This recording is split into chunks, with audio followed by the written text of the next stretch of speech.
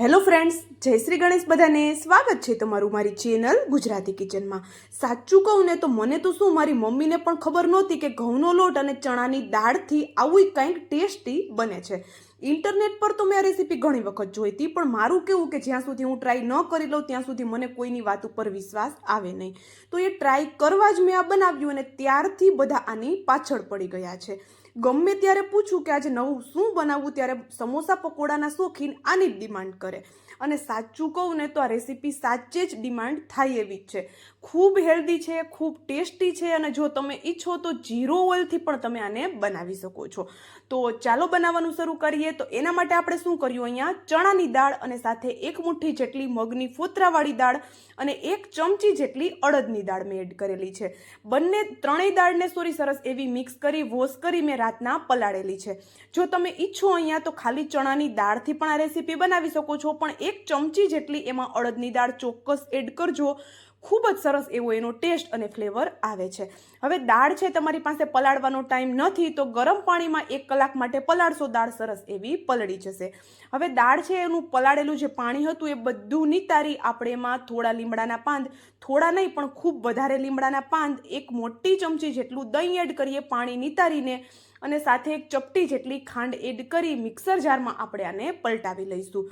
આપણે જે દહીં એડ કર્યું એનાથી જ આપણે આ દાળને પીસવાની છે. એક્સ્ટ્રા કોઈ પાણી કે દહીં એડ બિલકુલ નથી કરવાનું, એ વાતનું ખાસ ધ્યાન રાખશું. અને દાળને કેવી પીસશું, દરદરી એવી દાળને પીસીને તૈયાર કરવાની છે. એક તો આ રેસીપી છે ને એટલી સિમ્પલ છે કે આમાં વધારાની કોઈ ઝંઝટ કરવાની જ નથી. દાળને આપણે બિલકુલ બાફવાની કે એવી કોઈ પ્રોસેસ કરવાની જ નથી. અહીંયા શું કર્યું તમે જોઈ શકો છો, દાળના થોડા થોડા આખા દાણા દેખાય છે એ રીતનું આપણે એને પીસી અને તૈયાર કરી લીધું. હવે આ જે પેસ્ટ બની દાળની એને આપણે એક પ્લેટમાં પલટાવીએ અને એ દાળ જોઈ શકો છો અત્યારે વધારે થીક પણ નથી અને સાવ પાતળી પણ નથી. એટલું જ દહીં આપણે એડ કરવાનું છે, એ વાતનું ખાસ ધ્યાન રાખવાનું છે. દહીં છે એ થોડું મેં મોડું, મતલબ કે જે ફ્રેશ દહીં હોય એ લીધું હતું. તમારી પાસે થોડું ખાટું દહીં હોય તો પણ ચાલશે. હવે દાળ પીસાઈ ગઈ તો એને સાઈડમાં રાખીએ. બીજા બાઉલમાં 1 કપ જેટલો ઘઉંનો લોટ અને 2 ચમચી જેટલો રવો એડ કરીએ. જો રવો એડ કરવો છે તો એડ કરી શકો છો, બાકી તમે એને આરામથી સ્કીપ કરી શકો છો. રવાનું બહુ મેન કોઈ અહીંયા છે નહીં. હવે શું કરશું, એમાં આપણે સ્વાદ પ્રમાણે મીઠું અને થોડા અજમા એડ કરી અને 1 મોટી ચમચી જેટલું તેલ એડ કરવાનું છે મોણ માટે.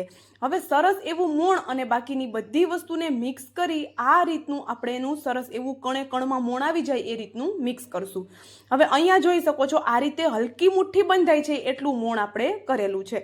વધારે મોણ આપણે કરવાની જરૂર નથી અને મોણ પણ જો તમારે સ્કીપ કરવું છે તો આરામથી સ્કીપ કરી શકો છો. મેં જેમ પહેલાં કહ્યું એમ કે આપણે આમાં વધારે તેલનો ઉપયોગ નહીં કરીએ તો પણ ચાલશે. હવે આપણે એમાં થોડું થોડું પાણી એડ કરી મીડિયમ સોફ્ટ એવો આપણે આનો લોટ બાંધીએ. લોટ છે વધારે સોફ્ટ નહીં રાખીએ અને વધારે ટાઈટ પણ નહીં, એ રીતનો આપણે આનો લોટ બાંધવાનો છે. તો અહીંયા સરસ એવો હાથેથી મસળી અને લોટ બાંધશું. આપણે આમાં થોડો રવો એડ કર્યો છે તો લોટને હું મીડિયમ સોફ્ટ રાખું છું. બાકી જો ખાલી ઘઉંનો લોટ તમે લેતા હોય તો પહેલેથી લોટને તમે પરાઠાનો લોટ જે રીતનો હોય એ રીતનો બાંધી શકો છો. હવે અહીંયા સરસ એવો લોટને મસળી અને આપણે બાંધી લેવાનો છે. તો ચાલો આપણો લોટ બંધાય છે ત્યાં સુધીમાં હું તમને યાદ દેવડાવી દઉં કે જો વિડીયો થોડો પણ તમને પસંદ આવતો હોય તો વિડીયોને લાઇક, શેર અને જો ચેનલ પર નવા છો તો જલ્દીથી ચેનલને સબસ્ક્રાઈબ કરી દેજો આવા જ નવા અને એકદમ સરળ આસાન એવા વિડીયો જોવા માટે.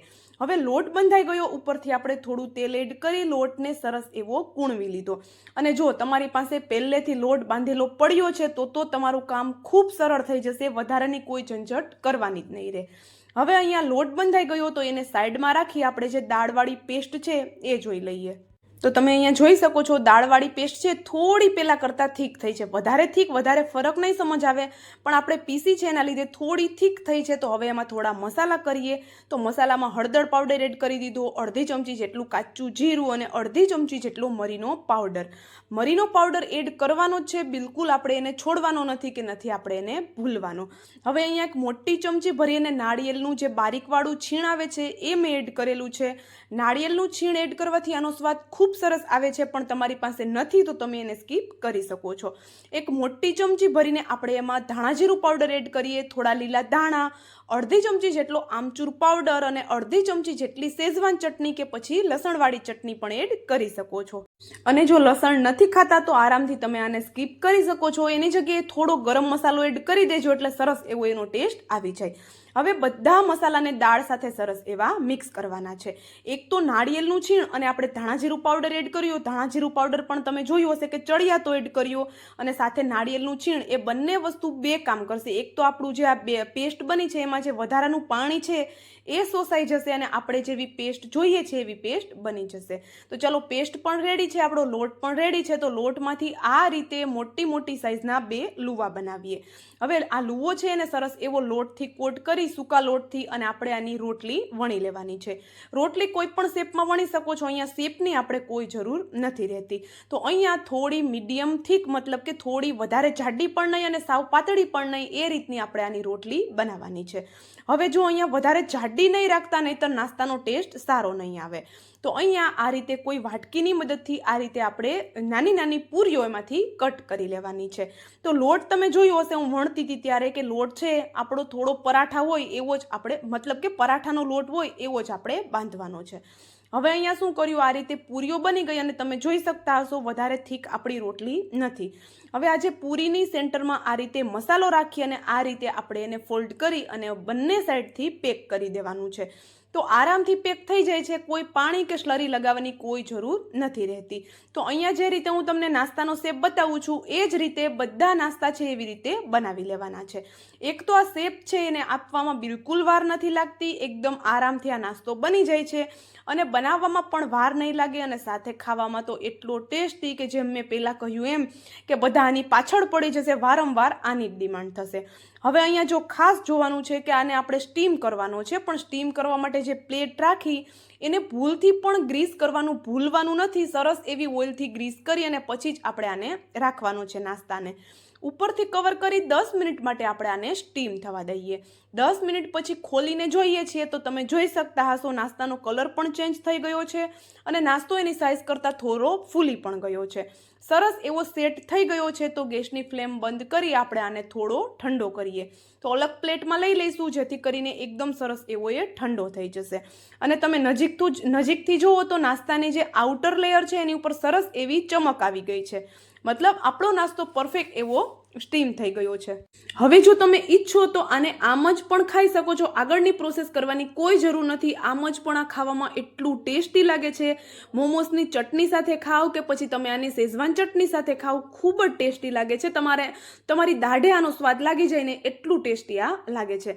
હું તો આને આમ જ ખાઈ લઉં છું. ક્યારેક જ હું આગળની પ્રોસેસ કરું છું, બાકી મારી ઘરે બધાને આ આમ જ પસંદ આવે છે. પણ આજે વિડીયો માટે હું બનાવું છું તો તમને હું આગળની પ્રોસેસ પણ બતાવી દઉં છું. તો એના માટે શું કર્યું, જે નાસ્તાનું એક પીસીસ છે એમાંથી 3 પીસીસ કરીએ આપણે અને થોડું તેલ છે એને એકદમ સરસ એવું ગરમ કરી બધા પીસીસ એડ કરી એને ક્રિસ્પી થાય ત્યાં સુધી આપણે થવા દઈશું. તો જે આપણે ઘઉંના લોટની આઉટર લેયર છે એ એકદમ ગોલ્ડન ક્રિસ્પી સરસ એવી થઈ જશે અને અંદર જે આપણે સ્ટફિંગ ભર્યું એ તો પહેલેથી જ આપણે સ્ટીમ કરેલું છે તો સરસ એવું કૂક તો થયેલું છે. છતાં જો કંઈ કસર રહી ગઈ હશે તો અત્યારે પૂરી થઈ જશે. અને તમે નાસ્તાનો કલર જોઈ શકતા હશો, એકદમ જોરદાર આવ્યો છે. જોતા તો ખાવાનું મન થઈ જ જશે, પણ તમે આને જો એકવાર ટેસ્ટ કરી લીધો તો તમે આનો સ્વાદ ભૂલી નહીં શકો ને એટલો ટેસ્ટી આ નાસ્તો બને છે. ઘરની સિમ્પલ વસ્તુથી બને છે પણ સ્વાદ શાનદાર છે. મારા કહેવાથી એક વખત ચોક્કસ આને બનાવજો જો ક્યારેય ન બનાવ્યું હોય તો. ચાલો હવે મળશું આવા જ એક નવા વિડીયો સાથે.